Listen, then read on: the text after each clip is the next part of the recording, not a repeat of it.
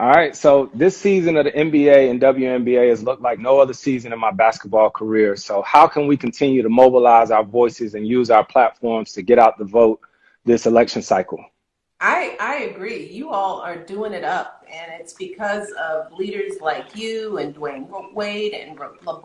I mean, you guys are operating as a coalition in some really smart ways. And I, for one, it has been just amazing to watch you all use your platforms. I think you keep doing what you're doing.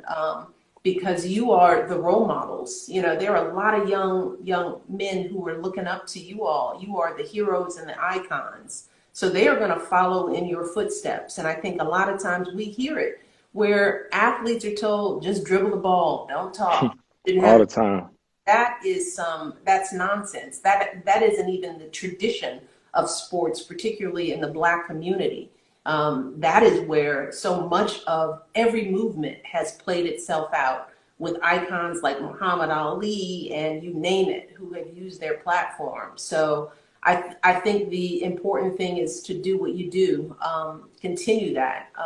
But also remember that, you know, there's the big reach that people like you can have, Chris, because of your platform. But I don't Yes, want ma'am. anybody to underestimate the power of just impacting the community that you're in. You know, you don't have to go on Instagram Live to have an impact. You can talk to your cousin, to your neighbor, to the people in your own household that you know may not be paying attention or know how to engage. I've said this before in this past election, the margin of difference in a couple of the swing states was 5 votes per precinct. That's crazy. 5 votes. And that's in a presidential election. So you imagine the narrow margin of victory when it comes to electing the police chief or Right. school board or the mayor or the council member. The margin of difference in most of these elections is that small.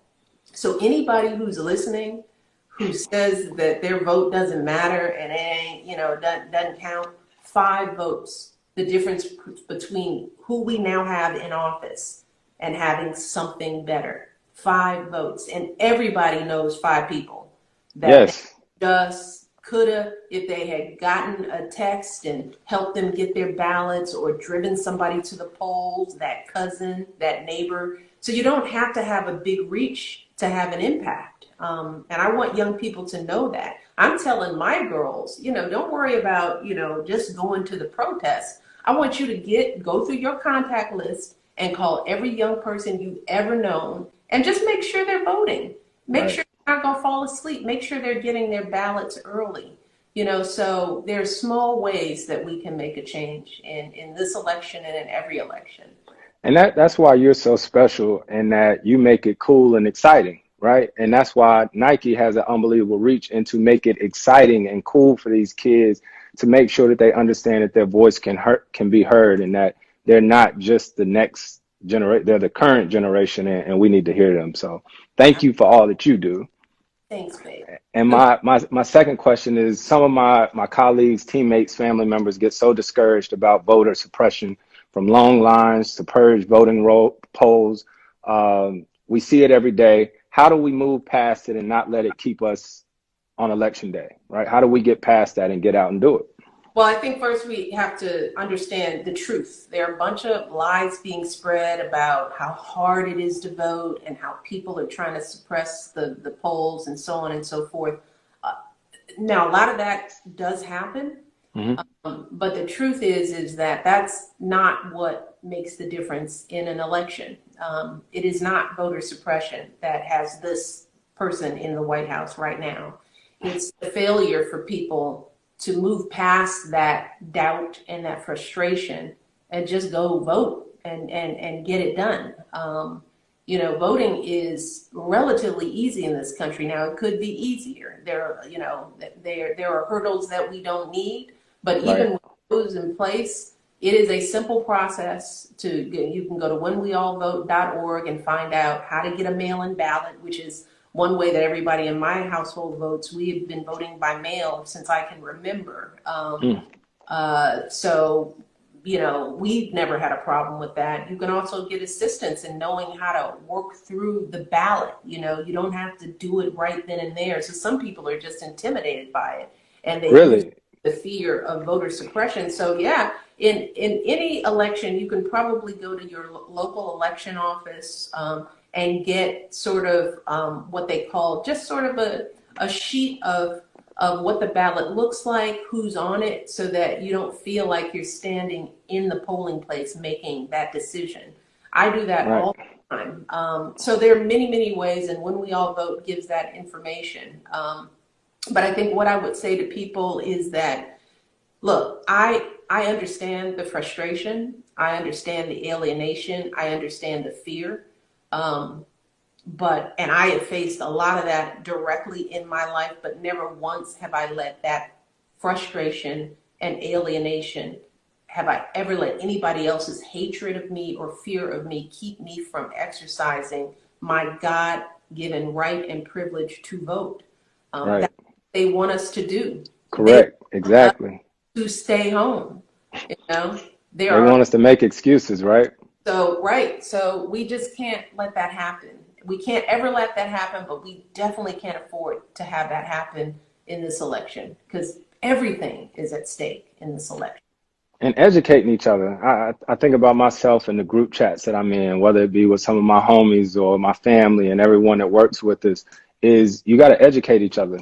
Yeah. Just like you're doing here, you got to educate each other and you got to talk about it. You got to understand how important each election cycle is, not just the 4 years, but 2 years. And I think that's very important. So, And every information is available on the internet. I mean, even understanding how our democratic process works, it feels complicated, but it's not.